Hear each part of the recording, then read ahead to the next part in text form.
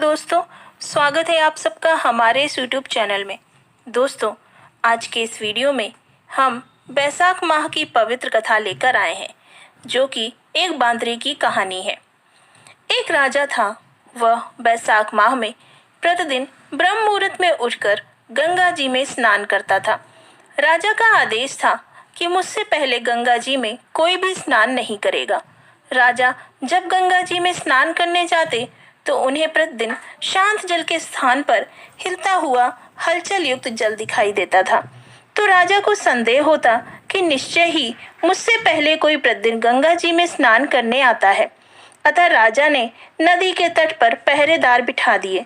गंगा जी के तट पर एक वृक्ष था। उस वृक्ष पर एक बंदरिया रहती थी। वह प्रतिदिन राजा के स्नान करने से पूर्व स्नान करके वृक्ष पर चढ़कर बैठ जाती थी।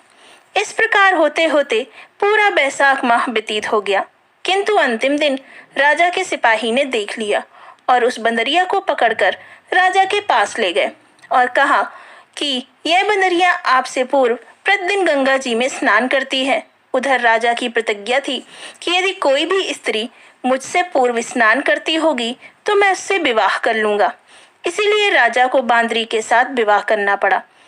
वैसाख स्नान से पुण्य से बांदरी के गर्भ ठहर गया और 9 मास पूर्ण होने पर बांदरी ने राजा से पूछा कि शिशु जन्म के समय मुझे क्या करना चाहिए।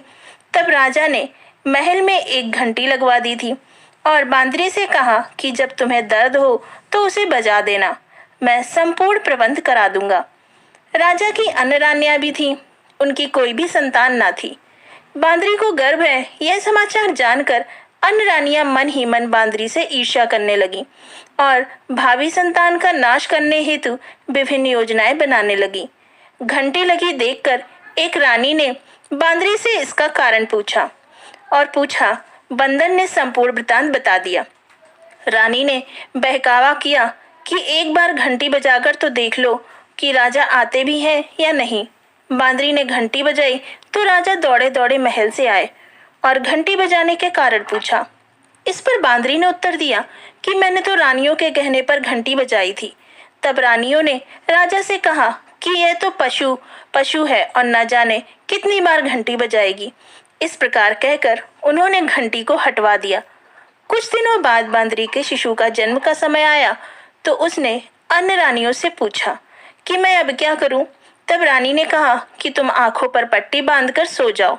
बांदरी के बैसाख माह के स्नान के पुण्य प्रताप के रूप में एक सुंदर पुत्र प्राप्त हुआ। शिशु के जन्म होते ही उसके रोने से पूर्व ही रानियों ने उसे एक टोकरी में रखकर दासी को दे दिया और आदेश दिया कि इसे नदी में बहा कर आओ और उस शिशु के स्थान पर एक पत्थर रख दिया। राजा को भी कहलवा दिया कि बांदरी ने एक पत्थर को जन्म दिया है। राजा ने जब यह सुना तो उन्होंने भी संतोष कर लिया कि दूसरी रानियों के संतान नहीं है तो यह तो बांदरी है, इसके क्या संतान होगी। उधर दासी ने उस सुंदर शिशु को नदी में न बहाकर कुम्हार के खंदड़ में रख दिया। दूसरे दिन कुम्हार कुम्हारिन खंदड़ में आए तो वहां एक सुंदर शिशु को रोते हुए देखा। कुम्हार कुम्हारिन भी निसंतान थे। उन्होंने उस शिशु को अपने लिए भेजी गई भगवान की भेंट मान लिया और बड़े ही प्रेम से शिशु का पालन पोषण करने लगे। कुछ बड़ा होने पर बालक को यह ज्ञात हुआ कि वह रानी बांदरी का पुत्र है, जिसको रानियों ने मरवाना चाहा था। एक दिन वह बालक कुम्हार के बनाए हुए मिट्टी के हाथी और घोड़े लेकर पनघट पर जा बैठा और दासियों को देखकर कहने लगा कि आओ रे, मेरी मिट्टी के हाथी और घोड़े में पानी पियो। जब दासियों ने यह बात सुनी तो वह हंसने लगी और बोली, अरे मूर्ख, कभी मिट्टी के हाथी घोड़े भी पानी पीते हैं क्या। इस पर उस बालक ने कहा कि कभी बांदरी के भी कोई पत्थर जन्म लेता है क्या।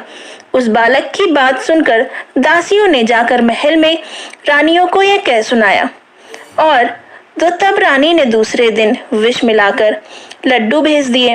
ईश्वर की कृपा से लड्डू गोंद और बादाम के हो गए और उन लड्डू को खाने से उस लड़के की मृत्यु नहीं हुई। यह समाचार दासी ने रानी को बताया और रानी ने राजा से कहकर कुम्हार को देश निकाला दिलवा दिया। कुम्हार वन में रहने लगा। तत्पश्चात अगले वर्ष चित्र माह में माता गणगौर के पूजन का दिन आया तो वह बंदरी का पुत्र 108 करवे और 108 गोली लेकर तथा घड़े में पानी भरकर बगीचे के बाहर बैठ गया। उधर राजा की और साहूकार की पुत्रियां गणगौर बनाने के लिए मिट्टी लेने के लिए आईं तथा बगीचे में खेलने लगी और झूला झूलने लगी। इस कारण कुछ समय बाद उन्हें प्यास लगी। तब उन्होंने उस बांदरी के पुत्र से जल पिलाने के लिए कहा तो उस बालक ने उत्तर दिया कि मेरे पास एक गोली है, उसे खाते जाओ और मेरे चारों ओर फेरे लगाती जाओ, तब मैं तुम्हें जल पिलाऊंगा। इस तरह कहने पर इस पर पहले तो कन्याओं ने मना किया, किंतु प्यास तीव्र होने के कारण वह मान गईं। इस प्रकार गोली खाने और उस युवक के साथ फेरे लेने से वह गर्भवती हो गईं।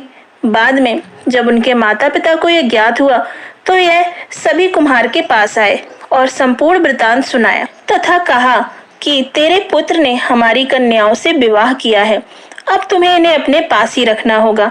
तब कुम्हार ने निर्धन होने के कारण अपनी असमर्थता व्यक्त की। 2 कन्याओं के माता पिता ने बहुत सारा धन देकर अपनी कन्याओं को कुम्हार के घर विदा कर दिया और कुम्हार के घर 108 बहुएं आ गईं और कालांतर में उनके 108 ही पोते हो गए।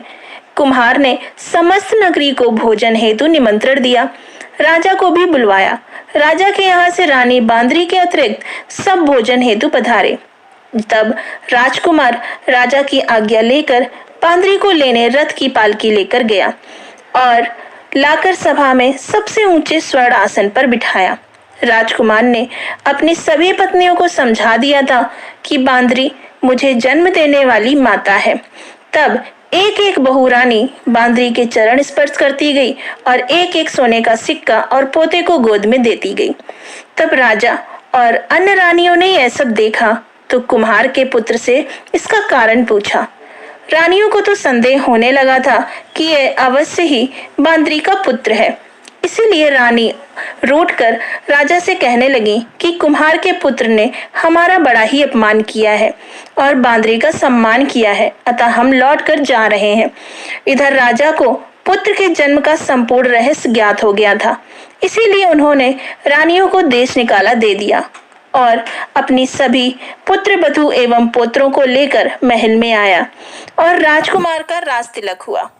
कुम्हार कुम्हारन को राजकुमार ने महल में रहने के लिए निवेदन किया, किंतु वह नहीं माने। तब राजा ने उन्हें बहुत सारा धन दिया। इस प्रकार बैसाख स्नान का इतना महत्व है तो सबको बैसाख स्नान